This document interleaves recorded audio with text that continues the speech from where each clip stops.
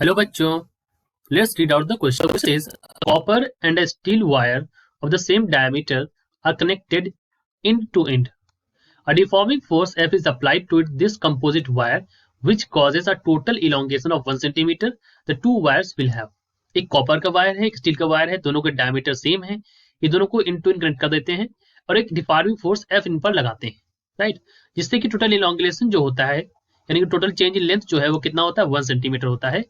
Question में पूछा गया है the two wire will have same stress और स्ट्रेन. इनसे इनका रिलेशन आपस में पूछा गया, राइट. सो हम बात करते हैं की कॉन्सेप्ट के बारे में. The key concept that will be used over here, हमें पता होना चाहिए that what is the stress and what is the strain. देखिए स्ट्रेस क्या होता है. Stress is equal to force upon area, ये स्ट्रेस होता है. और स्ट्रेन को हम कह सकते हैं तो strain is equal to stress upon Young's modulus. इस फॉर्म में हम इसको बोल सकते हैं, राइट. क्योंकि यहाँ पर यंग मॉडुलस की बात करी गई है तो हम यंग मॉडुलस को ले लेते हैं, या हम कह सकते हैं change in length upon original length, इसको बोल देते हैं. Stress can also be stated as delta L by L, right. इसको भी हम स्ट्रेस बोलते हैं और इस रेशियो को भी हम स्ट्रेन बोल सकते हैं. Strain is equal to stress upon Y और यंग मॉडुलस, एंड और we can say strain is equal to delta L upon L, change in length upon original length.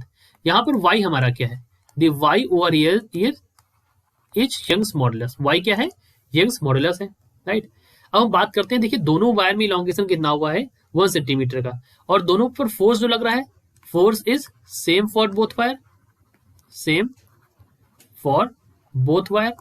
F की वैल्यू जो है वो सेम है और ए की वैल्यू भी सेम है. सो ए और एफ की वैल्यू जो है it is same for both wire. So stress की वैल्यू क्या होगी, stress will also be same for the both wire. So we can say stress is also same for both wire, right.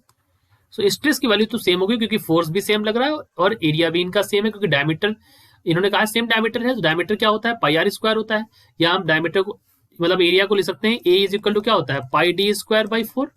यानी कि अगर diameter same है तो पाई और 4 की वैल्यू सेम, यानी कि एरिया हमारा सेम होगा और फोर्स तो हमारा सेम लग रहा है. तो ऑप्शन नंबर ए यहाँ पर सही हो जाएगा, the two wire will have same stress. अब हमें बात करनी है स्ट्रेन के बारे में. तो जैसा मैंने आपको बताया कि स्ट्रेन जो होता है, स्ट्रेन इज इक्वल टू क्या है, स्ट्रेस अपॉन यंग्स मॉडुलस, यानी कि वाई.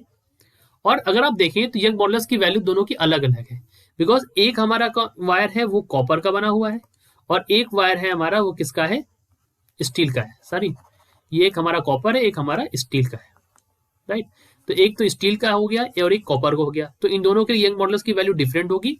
इस वजह से जो हमारा स्ट्रेन, क्योंकि वाई इसका अलग है, इसका वाई अलग है, राइट. इस वजह से जो स्ट्रेन की वैल्यू होगी वो हमारी डिफरेंट होगी.